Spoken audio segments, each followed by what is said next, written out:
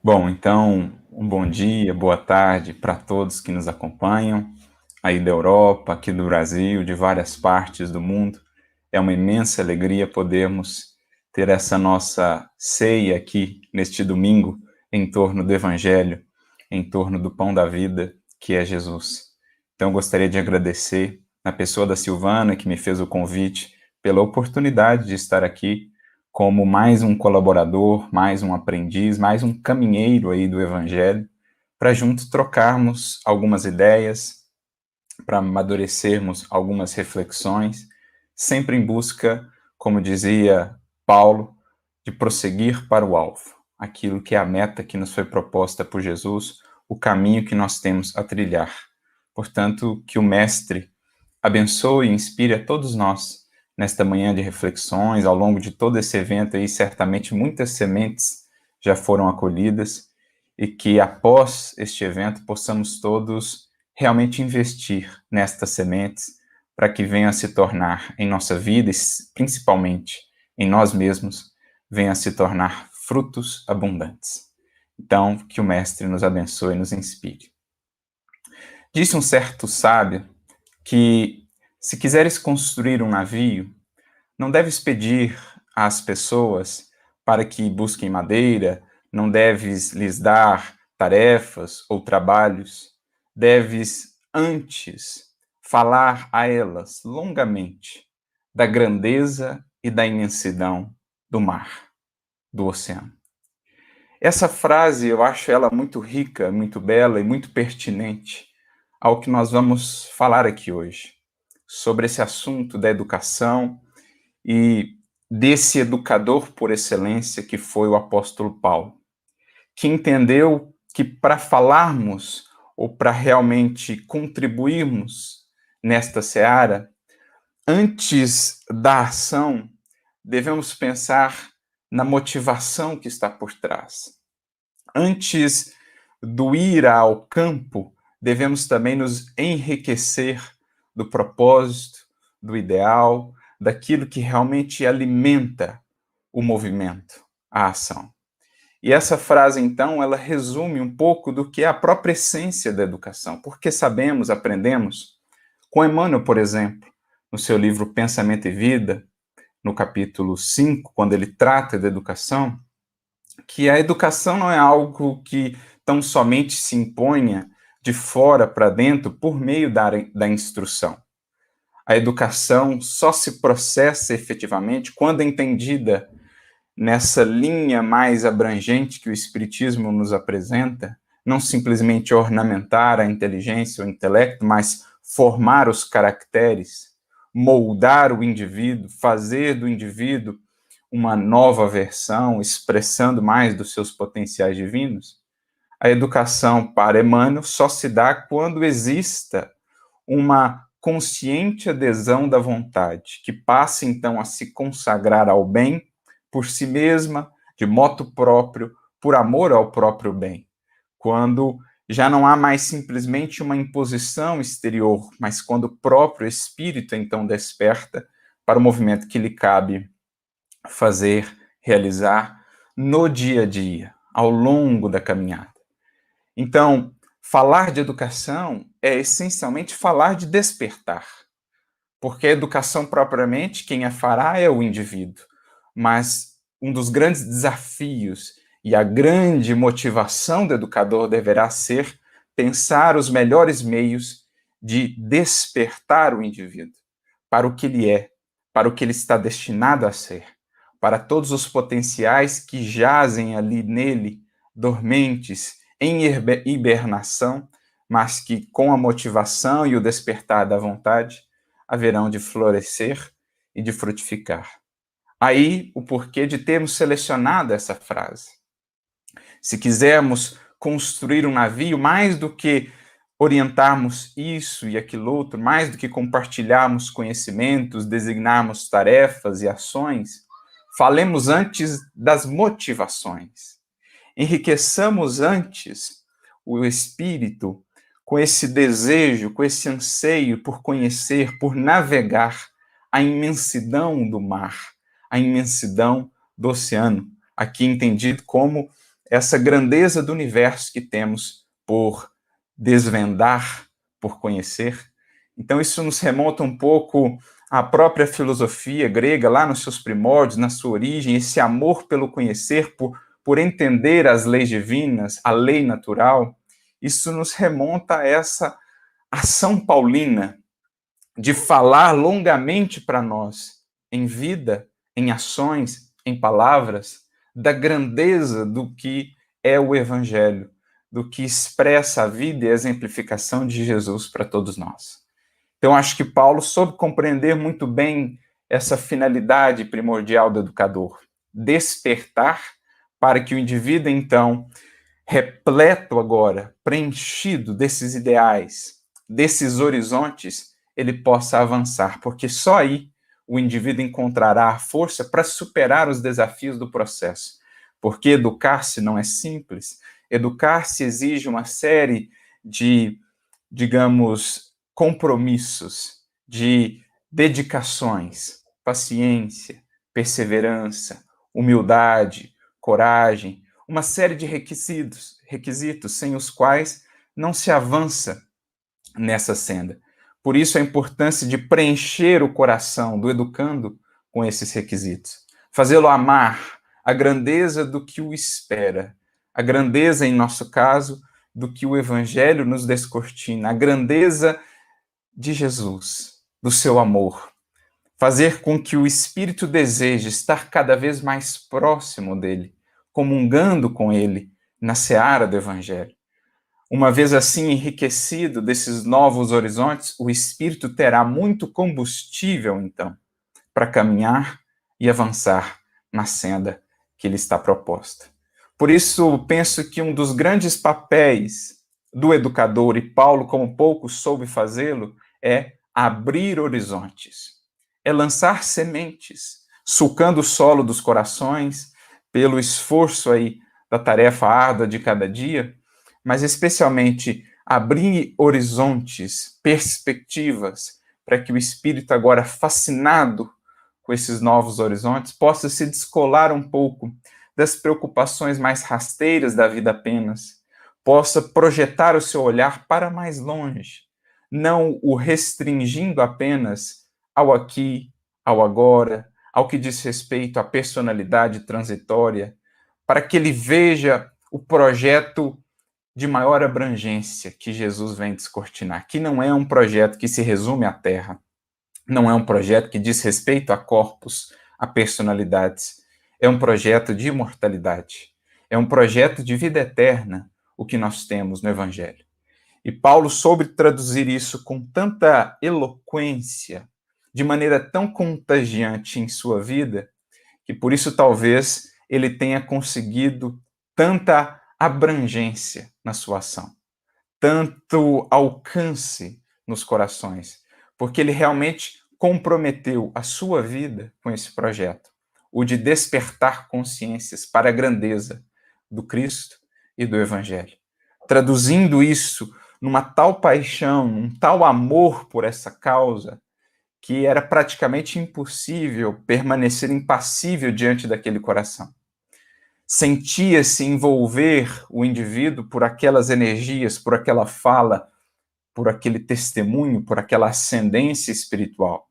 E é mais ou menos, no caso de Paulo, ou um ou outro extremo, ame-o ou deixe-o, porque com essa sua paixão, com essa sua devoção, acabou encontrando muitas resistências também, muita incompreensão, mas, por outro lado, aqueles que sentiram-se tocados, o sentiram de tal maneira que se dedicaram também integralmente, se mobilizaram de tal forma que abraçaram aquela causa, que abraçaram aquele coração e juntos fizeram, assim, uma epopeia tão bela, descrita para nós no Paulo Estevão, a história mesmo a nos descrever, o que foi aquela expansão da mensagem cristã, tendo no apóstolo Paulo aí um dos seus principais divulgadores, aquele que conseguiu retirá-la de um círculo mais estreito e fazer com que ela alcançasse realmente outras culturas, outros ares, outras gentes, por isso o apóstolo dos povos, o apóstolo das gentes, porque ele, como pouco, soube compreender a alma humana, as diferenças, as perspectivas, as bases diversas em que ele era convidado a trabalhar, as diferentes lavouras, e soube ajustar-se, bem como ajustar ali o que era preciso para poder fazer-se entendido e para poder cativar, para poder despertar. Não sem um preço, é claro, porque a gente vai percebendo que se é uma obra tão magna, a da educação, é algo que pede muito de nós, aquilo que há de mais valioso, em verdade, de nós, de nossa parte, a consagração da nossa própria vida. E isso não é um mal, pelo contrário, é o descobrir a grande glória da vida, que é em renunciando que a gente passa realmente a conquistar, é em doando-nos ao máximo que a gente passa realmente a adquirir, a conquistar valores para a imortalidade. E ele o fez, entregou a sua vida a essa causa, com imensos sacrifícios e renúncias, mas ao mesmo tempo, que colheita farta, que frutos até hoje não colhe esse espírito que segue no labor com a mesma intensidade, com o mesmo fervor com o que fazia àquele tempo. Por isso, talvez, Emmanuel vai descrever a educação no livro Coragem, capítulo 22, como uma obra de sacrifício no espaço e no tempo. Ele, Emmanuel, que teve um contato direto com o apóstolo Paulo àquela época, enquanto Públio Lentulus teve a oportunidade de conhecê-lo, de vê-lo uma vez ali em Roma, um encontro que o marcou profundamente para todos os séculos daí por diante. Ele, Emmanuel, que tem sido um desses educandos paulinos, um desses que se sentiu de tal modo contagiado e envolvido pelo espírito de Paulo, que a ele se vinculou nessa grande falange que vem trabalhando por essa educação evangélica, imprimindo em nós os traços, as marcas do Cristo. Desde então, desde a sua desencarnação como Públio Lentulus e a sua conversão propriamente, a sua abertura a Jesus, vem ele recebendo o apoio, o auxílio do apóstolo Paulo, como nos revela Neio Lúcio, que vem então ajudando o nosso querido Emmanuel a seguir expandindo esse projeto de educação, que encontrou aqui no Espiritismo, no Brasil, e Espiritismo que também se irradia, né, com essa feição do Evangelho para todas as partes do mundo, por meio da obra de Francisco Cândido Xavier, encontrou aqui esse momento de tamanha frutificação, de tantas sementes lançadas no solo aí dos corações. Emmanuel, que é, portanto, já um fruto desse processo educativo também de Paulo, dessa sua capacidade de fazer os corações amar a imensidão desse oceano que vai se revelando o Evangelho de Jesus para todos nós. Então, é uma obra de educação, é uma obra de sacrifício a educação no espaço e no tempo. E eu acho que a vida de Paulo, com todos os exemplos que podemos colher, tanto em suas cartas, como especialmente nessa obra, que é, para nós, uma obra que mal conseguimos descrever a sua grandeza em termos de valores espirituais, a obra Paulo Estevam, nós vamos vendo o que é realmente esse compromisso com o educar, que parte inicialmente do compromisso com o educar-se e com todos os desafios desse processo. E Paulo abraçou essa causa, esse compromisso, quando lá em Damasco, diante do sol de nossas vidas, do sol moral da humanidade, ele teve ao mesmo tempo a humildade e a coragem de erguer-se após a queda das suas velhas concepções até ali, a queda de velhos preconceitos, de antigas ilusões. Ele teve a coragem e a humildade de aceitar a misericórdia, a porta nova que se lhe abria ali, e a coragem de reconhecer-se falho, em erro, e não por isso estagnar, não se prender à culpa, mas se erguer, se levantar para um novo destino, para um novo compromisso com Jesus. Ali ele abraça esse compromisso que iria levar, sustentar até o final da vida, de transformar-se para então transformar. O futuro era incerto, não sabia muito o que esperar, quantas dores e dificuldades teria de facear, mas uma coisa se gravou ali no seu coração de maneira indelével: o seu compromisso de fazer-se novo, nova criatura, à luz do Evangelho do Cristo, a fim de que pudesse, contando com o auxílio da misericórdia de Jesus, estender aquela mensagem que ali o salvava. Falar daquele coração e daquele amor que ali o resgatava de um caminho de sombras e de dores para a glória da vida. Os seus olhos, que até então haviam sido consagrados aos brilhos, aos anseios do mundo, embora a sinceridade no coração, buscando servir a lei divina, mas olhos que ainda estavam muito presos às escamas, às sombras da terra e das ilusões terrenas. Dali por diante, quando recupera a visão pelas mãos do seu dileto amigo, a partir de então Ananias, ele diz: esses olhos, outrora perdidos, outrora cegos, embora julgasse que enxergava, agora, Senhor, que me restituis a luz desses olhos, estarão daqui para diante, para sempre consagrados ao teu serviço. Assim ele o fez não somente com os olhos, mas com a inteireza do seu ser. Abraçou o compromisso de fazer-se um novo ser, para com Jesus educar. Então, o primeiro compromisso do educador, e isso a gente percebe ao longo da vida inteira do apóstolo Paulo, é esse compromisso com educar-se, com o de fato se renovar para que a sua vida não venha a apresentar incoerência. Isso a gente vê em tantos trechos das suas cartas, por exemplo, um que me vem à memória aqui agora, 1 Coríntios 9, 27, quando ele fala do quanto ele mesmo se subjugava às disciplinas a que se submetia para que, pregando aos outros, não viesse ele próprio a ser pego, pudesse ser visto ali em reprovação diante daquilo que apresentava. Então ele assume esse compromisso com todos os desafios que impõe, porque não há jornada mais desafiadora do que essa, a de nos conhecermos, nos encontrarmos, para nos renovarmos, mas assim ele o faz, lidando frente a frente com os remorsos, com as culpas do pretérito, com as antigas convenções que trazia ainda muito presas em si, para dia a dia ir renovando as bases, e renovando, arejando o solo do coração para ser apto a acolher as sementes do Evangelho que agora chegavam em abundância e pediam todo esse zelo, esse cuidado, para que depois tivesse o que dar. Porque uma vez que o educador é esse semeador por excelência, ele precisa ter sementes para lançar. E as sementes que realmente fazem efeito e poderão alcançar outro coração são aquelas que nascem dos próprios frutos, ainda que poucos, mas os frutos que já venhamos a produzir.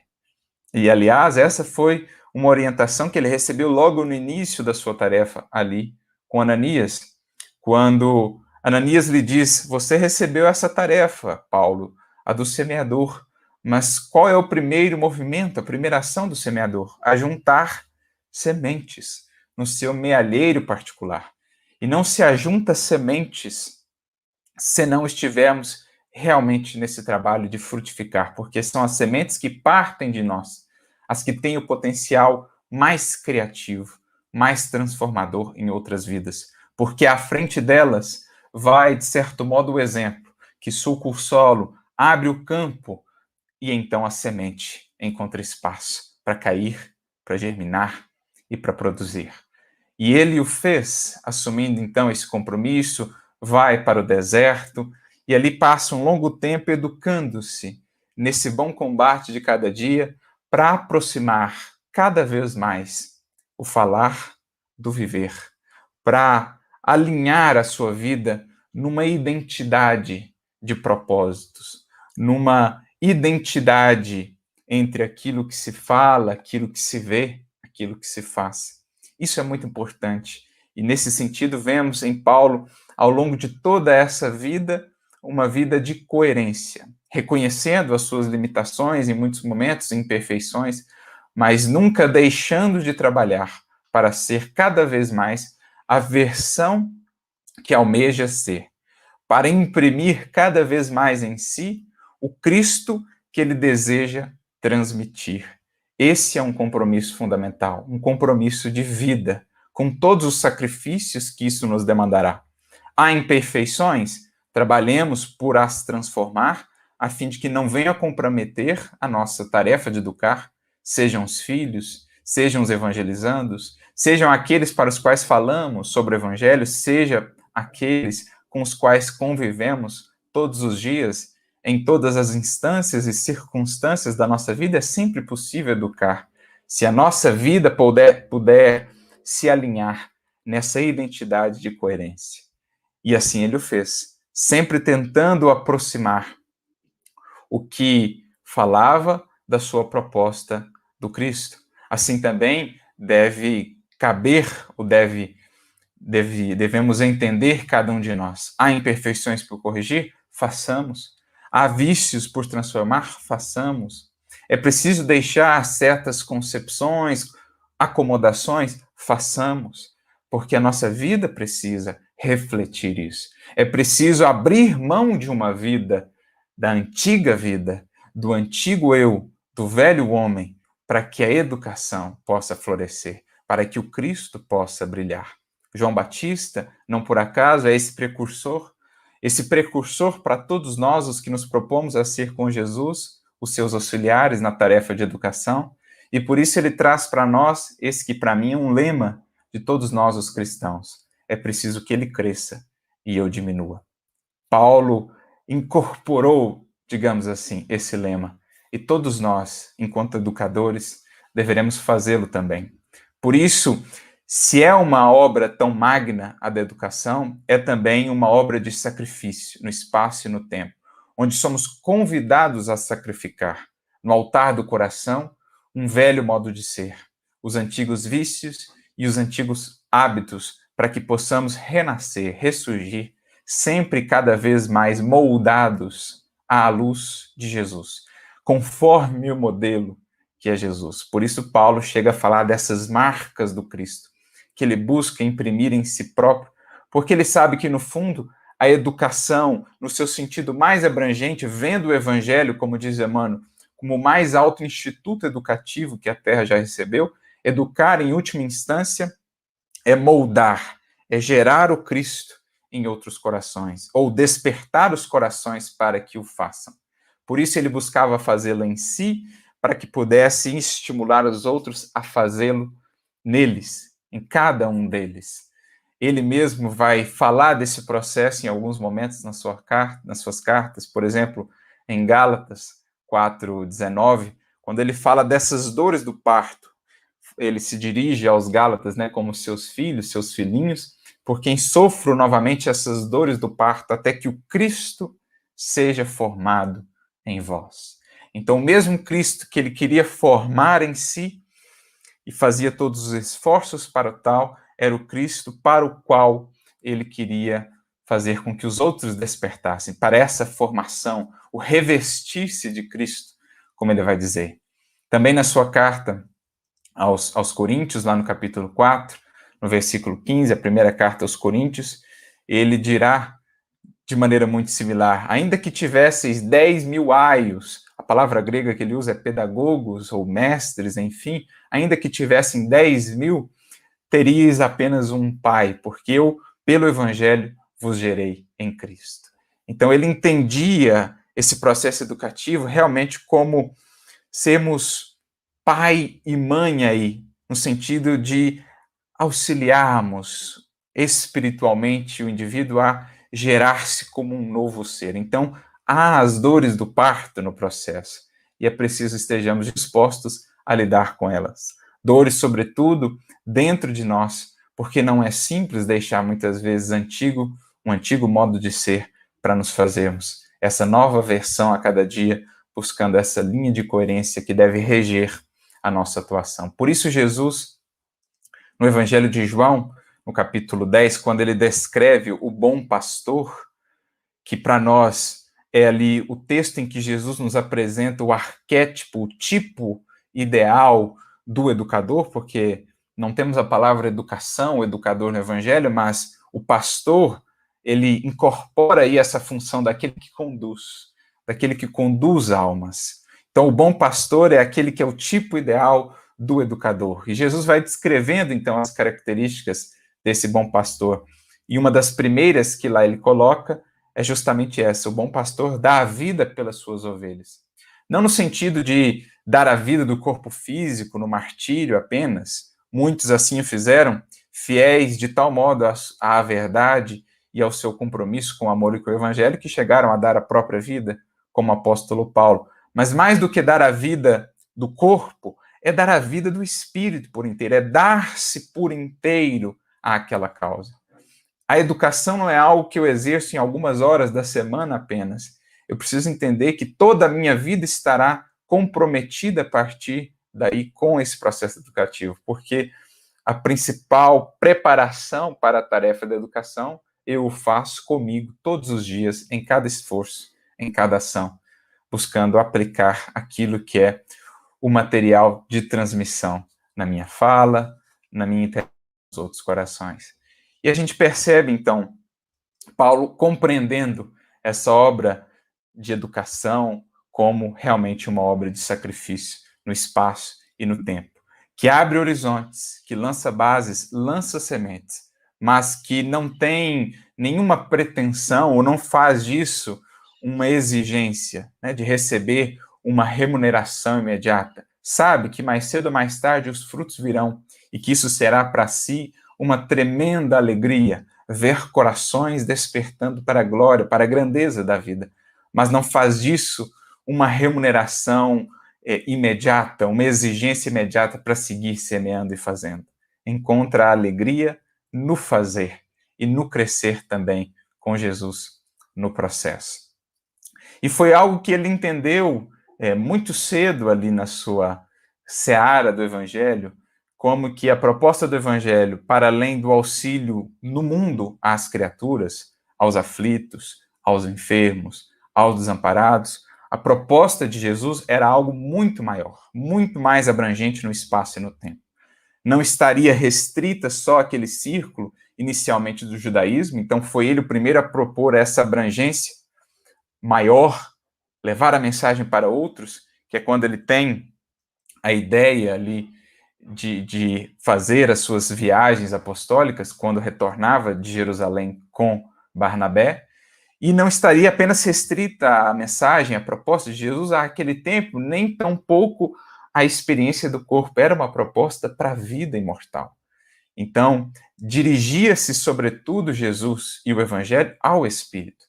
O auxílio ao corpo, à criatura no mundo, deve sempre ser um traço, uma marca do trabalho cristão, mas é preciso não perder de vista aquilo que é o cerne, a iluminação do Espírito para a vida eterna.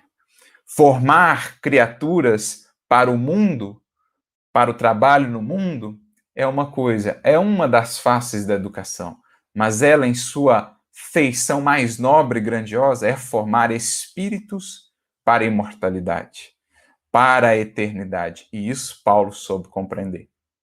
Quando ele tem esse diálogo com Barnabé, retornando ele delineia ali o que seria realmente o seu mote ao longo de toda a vida. Ele assumia o compromisso com a educação dos espíritos.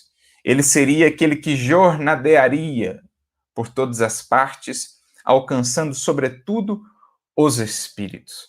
Pedro estaria mais focado também ali, né, em Jerusalém, no auxílio aos enfermos, aos aflitos. Paulo partiria mais para esse campo do trabalho nos corações, nos espíritos, não que Pedro não o fizesse, obviamente, mas ele tinha de abrir essas picadas, abrir esses horizontes por meio da vida e da palavra, algo que ele logo entendeu como a sua tarefa primordial. Então ele diz assim para Barnabé, quando vê as condições em que estavam a Casa do Caminho naquele momento, muito difíceis as condições por causa das perseguições, ele havia ido até lá juntamente com Barnabé, a pedido do próprio Pedro, as pregações evangélicas não estavam ocorrendo mais por causa das perseguições, então, basicamente, estava ocorrendo a assistência material aos enfermos, aos aflitos, enfim. E ele retorna dessa viagem, então, muito preocupado, temeroso com o futuro do evangelho, porque se assim ficasse restrito apenas ao auxílio material e apenas àquele círculo muito estreito, o evangelho realmente não vingaria.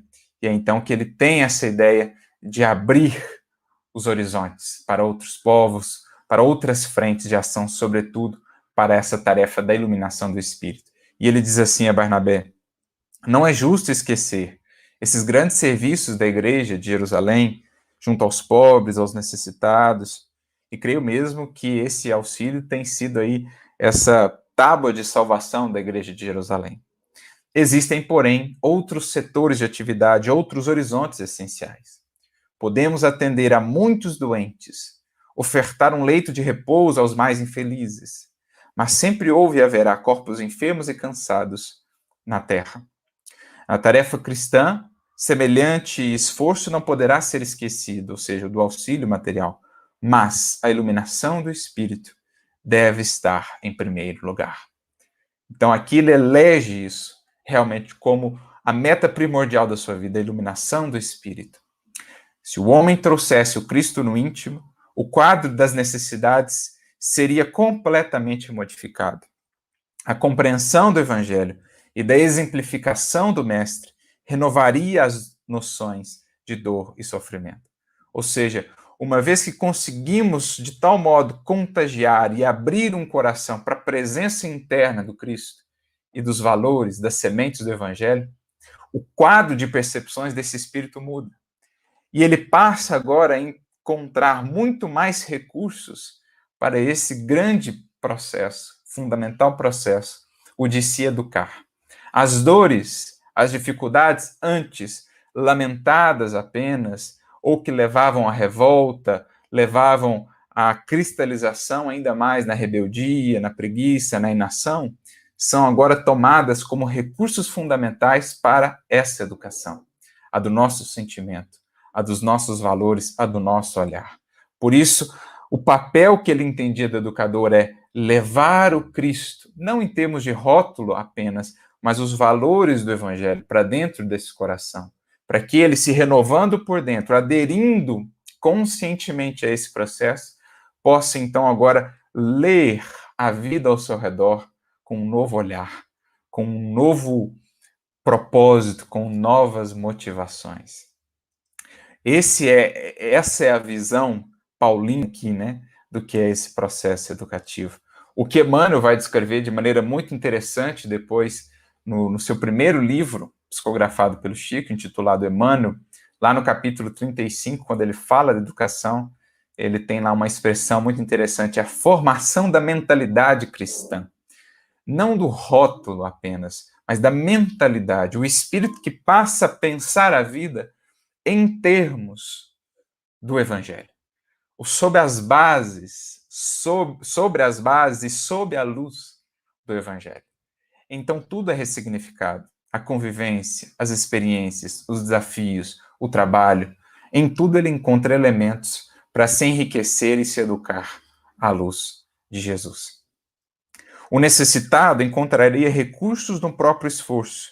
O doente sentiria na enfermidade mais longa um escoadouro das imperfeições. Ninguém seria mendigo, porque todos teriam luz cristã para o auxílio mútuo e, por fim, os obstáculos da vida seriam amados, como corrigendas benditas de pai amoroso a filhos inquietos.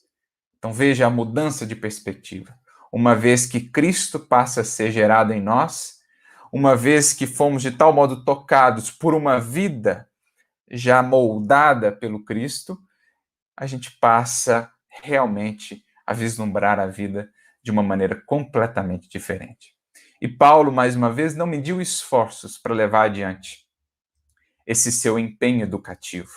Fez as viagens com sacrifícios imensos, afinal de contas, a vida do bom pastor consagra-se à causa de educar, de conduzir. Então não mediu esforços para fazê-lo.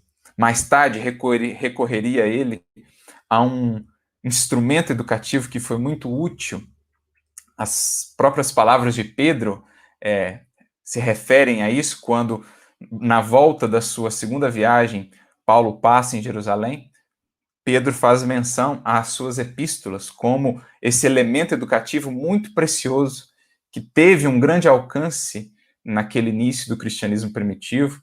Ele que havia aprendido do próprio Jesus, quando lhe traz essa orientação, Jesus lhe havia dito que o valor da tarefa não está na presença pessoal do missionário, mas sim no conteúdo espiritual do seu verbo, da sua exemplificação e da sua vida. Então, como era uma vida que realmente irradiava o Cristo, essa paixão pela causa do Evangelho, a sua palavra alcançando outros corações através das epístolas, foi também um elemento educativo muito valioso, muito precioso nas palavras do próprio Pedro. E buscou, de todas as maneiras, realmente conhecer a alma humana.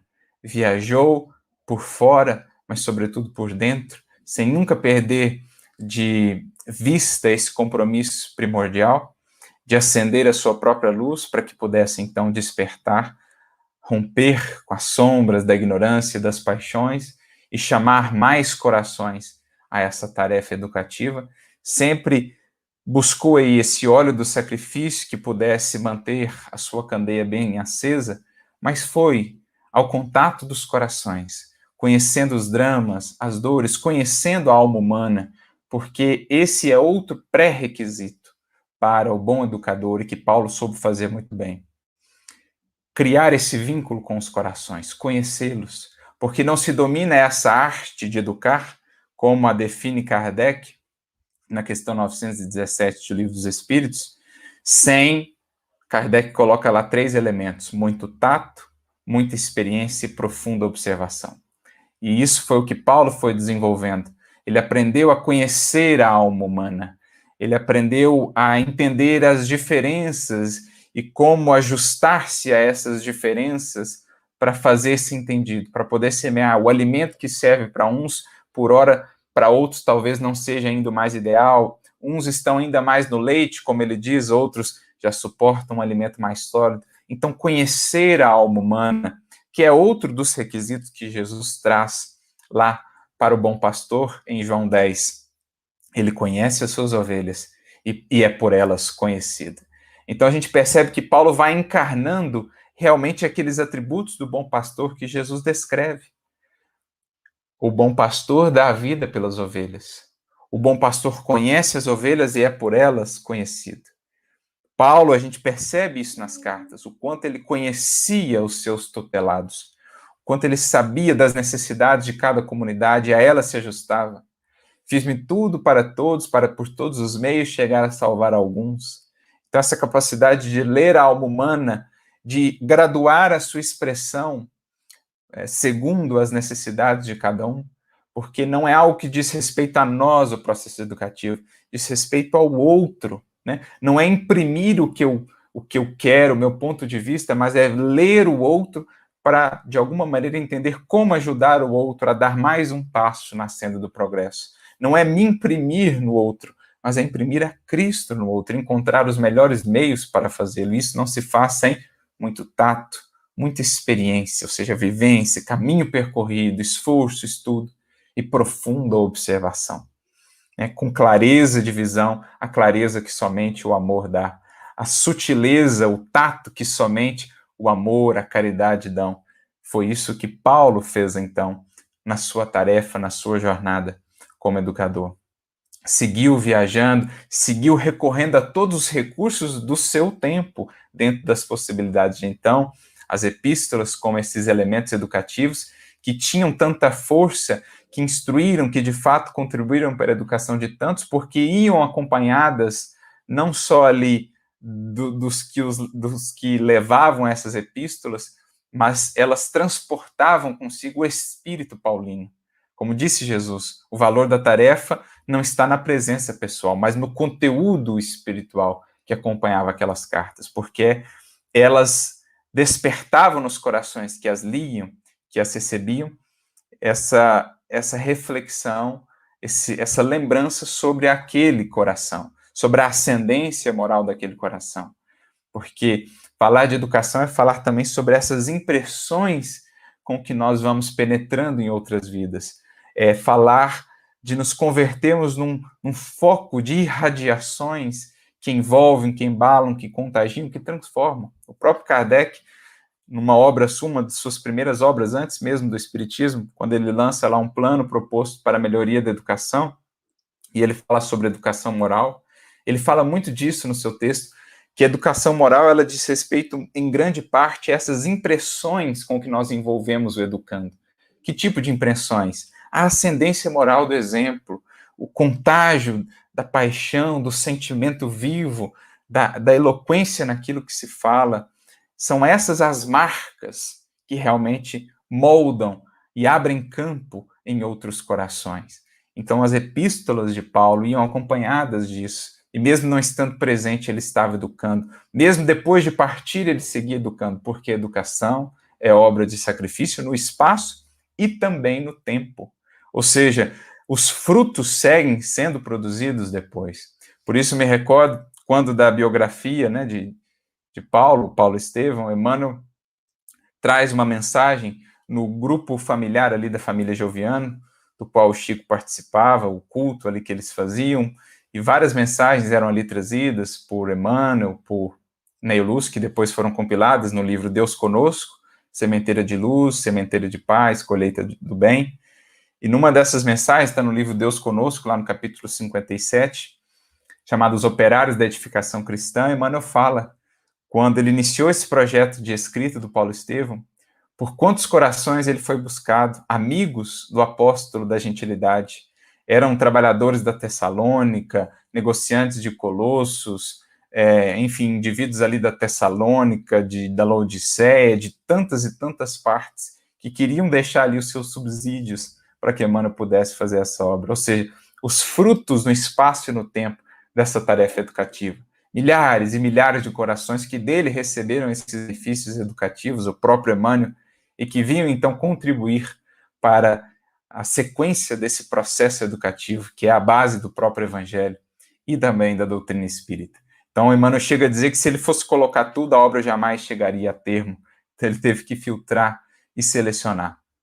Mais tarde, Lúcio, no livro Sementeira de Luz, lá no capítulo 89, ele há de mencionar que participou de uma reunião sublime no mundo espiritual em comemoração ao lançamento, né, da biografia de Paulo, o livro Paulo Estevão, em que ele pôde ver, não de muito perto, pela primeira vez, o apóstolo da gentilidade, que a sua grandeza era tal que ele preferia silenciar, que a sua emoção, o seu sentimento pudesse falar, que ele não ousaria colocar em palavras a grandeza desse espírito.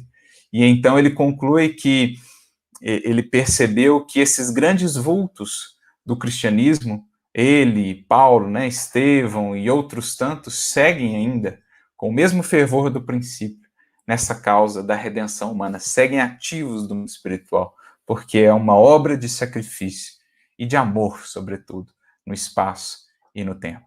Então, Paulo soube encarnar muito bem essas características do bom pastor, como as descreve Jesus, dá a vida pelas ovelhas, as conhece, é por elas conhecida, e a terceira característica que Jesus lá coloca, conhece a Deus e é por ele conhecido. Ou seja, não há como realmente preparar espíritos para expressarem a sua potencialidade divina, pois isso, no fundo, é educar. Emmanuel tem um texto muito belo, no capítulo 30 do livro Fonte Viva, sobre o que é educação. Não há como fazê-lo sem comungar com aquele que é o próprio artífice de cada um de nós, o Criador por excelência. É preciso aprofundar a nossa experiência com Ele, com Cristo, para que enriqueçamos também as nossas possibilidades de trabalhar, de educar, graças à inspiração do mais alto. Então, essas três características, Paulo as soube encarnar como poucos. Viveu, serviu, amou e lutou por essa causa, e por isso gravou em inúmeros corações, e segue ainda gravando e marcando inúmeros corações com esses traços, essas marcas de Jesus, fazendo com que ele possa nascer em nós ou nos cativando para que, enfim, possamos gestá-lo e expressá-lo a cada dia mais, revestindo-nos do Cristo, revestindo-nos dessa nova criatura sobre a qual tantas vezes Paulo fala que estamos destinados a ser e a construir em nós. Que possamos nos inspirar, né, nesse exemplo, nessa dedicação, para compreender o que seja realmente educar. Mais do que transmitir conhecimentos, será gravar com, com, com espírito, né, com as nossas impressões e as nossas impressões, gravar os caracteres dourados do Evangelho nos corações. Será despertá-los para essa grandeza, para essa imensidão do mar, para que possam, então, querer realmente navegar por essas águas, as águas do Evangelho, tendo por timoneiro a Jesus. Apenas para encerrar, uma descrição do próprio Emmanuel, que está no livro Amor e Sabedoria de Emmanuel, de Clóvis Tavares, quando ele traz uma mensagem inédita sobre esse relato do encontro do apóstolo Paulo com Públio Lentulus, à época, quando ele descreve assim Paulo para nós. O convertido de Damasco foi o agricultor humano que conseguiu aclimatar a flor divina do Evangelho sobre o mundo. Muitas vezes foi áspero, a terra não estava amanhada e sim, em alguns pontos oferecia leiras brandas e férteis. Na maioria, eram regiões em espinheiro e pedregulho. Paulo foi o lidador de sol a sol. Seu fervoroso amor foi a bússola divina. Sua paixão no mundo, iluminada pela sua dedicação ao Cristo, transformou-se na base onde deveria brilhar para sempre a claridade do cristianismo. Que possamos, então, nos inspirar nessa força, nessa marca que ele deixou no espaço e no tempo, e que venhamos a abraçar também com ele essa causa de despertar os corações para a grandeza, para a imensidão do mar, do oceano, que o Evangelho descortina para nós. Que Jesus nos abençoe a todos, que Paulo seja um exemplo para que prossigamos para o alvo que todos temos a alcançar. Muita paz e muita luz a todos.